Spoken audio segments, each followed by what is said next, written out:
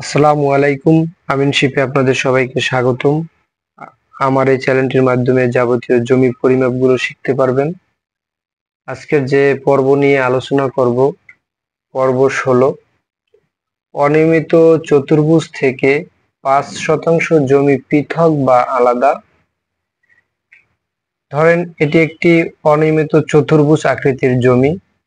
এই জমি থেকে 5% জমি আমাকে আলাদা করতে হবে বা পৃথক করতে হবে। এটা কিভাবে করব সে বিষয়ে আজকে আলোচনা করব। তো এর আগে একটি ভিডিওতে আমি দেখিয়েছি যে চতুর্ভুজ আকৃতির জমি কিভাবে পরিমাপ করে, কত বর্গফুট কত শতাংশ বের করার যে নিয়ম সেটি আমি দেখিয়েছি। আপনারা যদি পিছনের সেই ভিডিওটি দেখে আসেন তাহলে এটি আরো অতি দ্রুত শিখতে পারবেন আশা করি। তো আমাকে এই ধরনের যদি একটি অনিয়মিত চতুর্ভুজ আকৃতির জমি থাকে সেটি আগে পরিমাপ করতে হবে। আমাকে যে 4টি বাহু আছে, বাহু 4টি পরিমাপ করতে হবে।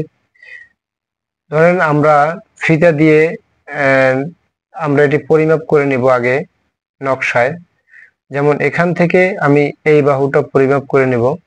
এখান থেকে পরিমাপ করলে আমি আনুমানিক পেলাম 90 ফুট। 90 ফুট। ঠিক এই বাহুটি আমি পরিমাপ করব। এখান থেকে এ পর্যন্ত পরিমাপ করে দেখলাম এখানে আছে 100 ফুট। 100 ফুট। তাহলে আমার দুইটি বাহু পরিমাপ করা হয়ে গেল, দৈর্ঘ্য দুটি। এখন প্রস্থ দুটি পরিমাপ করব। এখান থেকে এ পর্যন্ত পরিমাপ করে আমি পেলাম আনুমানিক 54 ফুট। ঠিক এই প্রস্থ এটাও পরিমাপ করতে হবে। এখান থেকে এ পর্যন্ত পরিমাপ করে দেখলাম আমি এখানে আছে 60 ফুট। তো 4টি বাহু আমাকে পরিমাপ করা হয়ে গেল, 4টি বাহু পেলাম।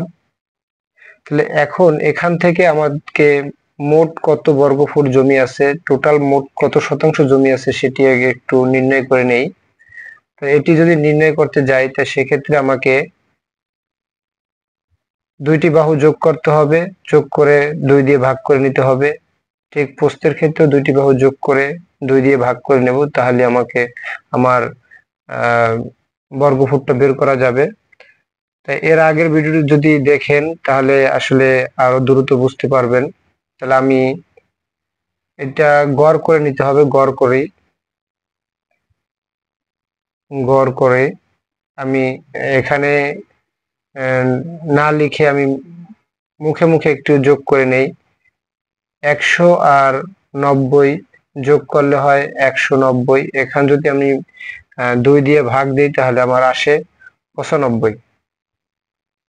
95 পেলাম। পূরণ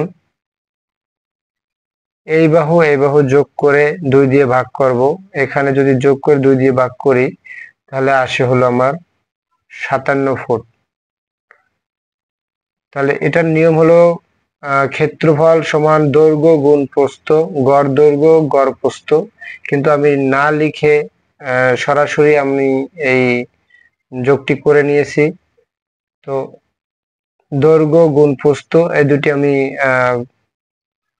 গুণ করে নেব। তাহলে গুণ করলে আমার আসে 95 গুণ হলো 57, তাহলে আসবে 5415। 5415 বর্গফুট বা ফুট। এত ফুট পেলাম মোট জমি। তাহলে আমার মোট জমি আছে এই অনিয়মিত চতুর্ভুজ আকৃতির জমিতে 5415 বর্গফুট। তাহলে আমি এখান থেকে 5% জমি আলাদা করব। তাহলে আমি 5% যদি জমি আলাদা করি সেক্ষেত্রে 5%-এর জমি কতটুকু কত বর্গফুট হয় সেটি বের করতে হবে। তাহলে আমি ওটি বের করে নেই। 5% বের করতে হলে আমরা জানি 1% সমান 435.60 বর্গফুট। তাহলে 5 দিয়ে যদি আমরা পূরণ করি তাহলে আমরা ওই বর্গফুট পাবো। তাহলে আমরা 5% জমি বের করব। 5% গুণ হলো 435.60 বর্গফুট। তাহলে এটি পূরণ করে আমি দেখি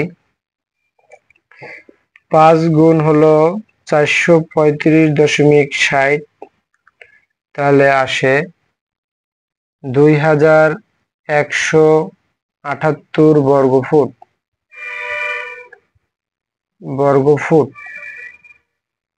তাহলে এত বর্গফুট আসে। তাহলে আমার এই অনিয়মিত চতুর্ভুজ থেকে এত বর্গফুট 2178 বর্গফুট জমি আলাদা করতে হবে। হ্যাঁ, আমি এদিক থেকেও নিতে পারি, দৈর্ঘ্য দিক থেকে, এখান থেকেও নিতে পারি।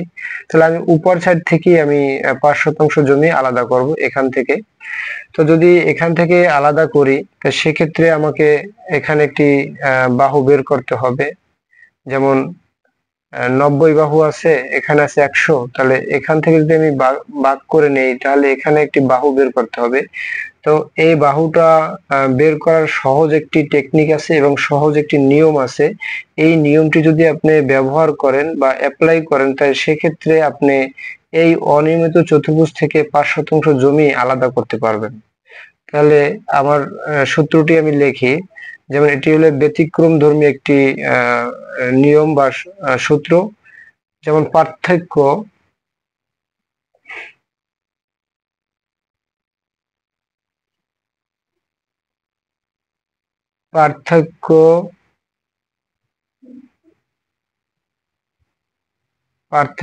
ভাগ হলো মোট জমি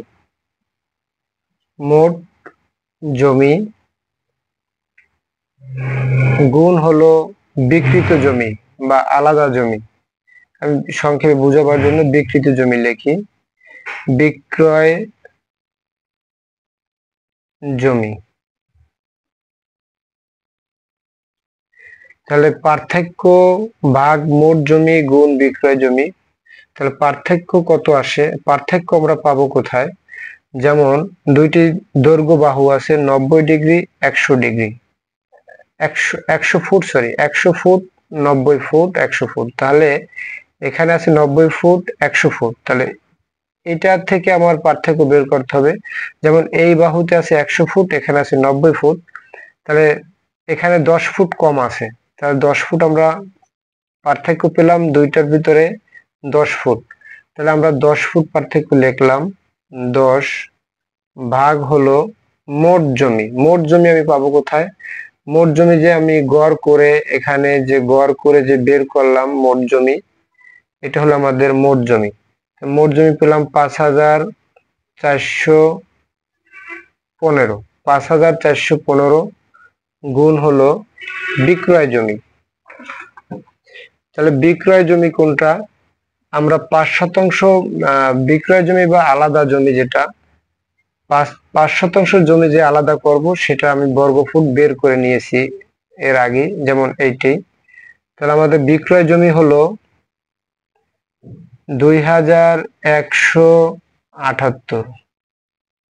তাহলে আমরা 10 দিয়ে এটা ভাগ করব, এটা দিয়ে যে রেজাল্ট আসবে এটা থেকে পূরণ করব, তাহলে আমাদের আসলে রেজাল্ট আসবে। তাহলে করে নেই। 10 ভাগ হলো 5415 গুণ হলো 2178। তাহলে আসবে 4, এখানে আসবে 4 ফুট। 4-এর পরে দুটো শূন্য আছে, ওটার কোনো নাই। তাহলে 4 ফুট আসছে। পার্থক্য পেলাম আমি 4 ফুট। এখন আমি যদি পার্থক্য এখানে আমি যদি 4 ফুট পার্থক্য পেলাম, তাহলে 4 ফুট 90, যেহেতু এই উপর সাইড থেকে আমি আলাদা করব, তাহলে 90-এর সাথে যদি আমি 4 যোগ করি, তাহলে আমাদের আসবে 94। তাহলে আমি একটু সহজ করে বুঝাই দিই। যেমন 90 যোগ হলো, আমি যে 4 পেলাম 4 ফুট, তাহলে আমি দুইটা যোগ করলাম, তাহলে আসলো হলো 94 ফুট। এখানে পেলাম 94 ফুট। তাহলে আমরা এখানে লিখলাম 94 ফুট। এটি অত্যন্ত সহজ একটি, যদি বুঝেন তাহলে অনেক সহজ। 94 ফুট পেলাম। যেহেতু 94 ফুট পেলাম, তাহলে বিপরীত সাইডে যে প্রস্থের ক্ষেত্রে যে আমি পূর্বে পেলাম যে 54 ফুট, তাহলে এখান থেকে যদি এই পর্যন্ত পরিমাপ করি তাহলে আমার 54 ফুট হবে না। তাহলে সেক্ষেত্রে আমি এখানে যে কত বাহুটা কত আছে সেটা বের করব কেমনে? তা সেটা বের করার জন্য আমাকে 90 আর 94 এটাকে গড় করতে হবে। যেমন পূর্বে আমি গড় করে যে মোট জমি বের করছি, ঠিক ওই একই নিয়মে এখানে আমাকে গড় করতে হবে। তাহলে আমি গড় করে নেই। গড় হলো 90 যোগ হলো 94 ভাগ হলো 2। তাহলে 90 94 ভাগ 2, তাহলে আসবে হলো 92, আসবে আমার 92। তাহলে আমি পেলাম 92, 90 আর 94 গড় পেলাম আমি 92 ফুট। তাহলে এখানে গড় 92 ফুট পেলাম, কিন্তু প্রস্থেরটা এখনো আমার বের করা হয়নি, এটি বের করব। তাহলে প্রস্থ আমার লিখতে হবে, প্রস্থ সমান আমি যে বিক্রি মানে পার্থক্য বা পৃথক বা আলাদা করব যে 5% জমি, সেই 5% জমির যে বর্গফুট পেলাম সেটি আমার হলো নিতে হবে। এখানে আমি নিলাম, যেহেতু বিপরীত বাহু বের করতে হবে, 2178 ভাগ হলো আমার যে পার্থক্য করে যে আমি গড় পেলাম, গড় যে আমি পেলাম 92 ফুট, দুইটার গড় করলাম, তাহলে ওই 92 ফুট দিয়ে আমরা ভাগ করব। 92 দিয়ে ভাগ করলে আমার আসবে, 92 দিয়ে ভাগ করলে আমার আসে হলো 2178 ভাগ হলো 92, তাহলে আসবে 23.67, আসবে 23.67 ফুট, 23.67 ফুট। এখন প্রস্থে যদি আমি 23.67 ফুট দেই, তাহলে ফিতা দিয়ে আপনি পরিমাপ করলে এই 67 ফুট আপনি দিতে পারবেন না। তো সেক্ষেত্রে আপনাকে কি করতে হবে, এই ফুটকে, দশমিক ফুটকে আপনি ইঞ্চিতে কনভার্ট করতে হবে। এটা ইঞ্চি, ফুটকে আপনি ইঞ্চি বানাইতে হবে। তাহলে ইঞ্চি বানাইতে হলে আপনাকে 12 দিয়ে গুণ করতে হবে। তাহলে আমি এটি একটু দেখাই দিই। যেমন 67কে যদি আপনি 12 দিয়ে গুণ করেন, তাহলে আপনার আসবে হলো 8 ইঞ্চি। 8 ইঞ্চি। যেমন আমি দেখে 0.67 গুণ হলো 12 আসে 8, তাহলে 8 ইঞ্চি। তাহলে আমরা লিখতে পারি যেমন 23.8 ইঞ্চি, 23 ফুট 8 ইঞ্চি। তাহলে এখানে যদি আমরা 23 ফুট 8 ইঞ্চি দেই, তাহলে সেক্ষেত্রে আসলে 5% জমি আলাদা হবে। যেমন এখানে আমার যে বাহুটা এখান থেকে এ পর্যন্ত যে বাহুটা পেলাম, এটি হলো 23 ফুট 8 ইঞ্চি, 23 ফুট 8 ইঞ্চি। ঠিক এখান থেকে এ পর্যন্ত আমি নেব 23 ফুট 8 ইঞ্চি। তাহলে আমরা দুই প্রস্থের ক্ষেত্রে পেলাম 23 ফুট 8 ইঞ্চি করে। তাহলে এখানে 5% জমি,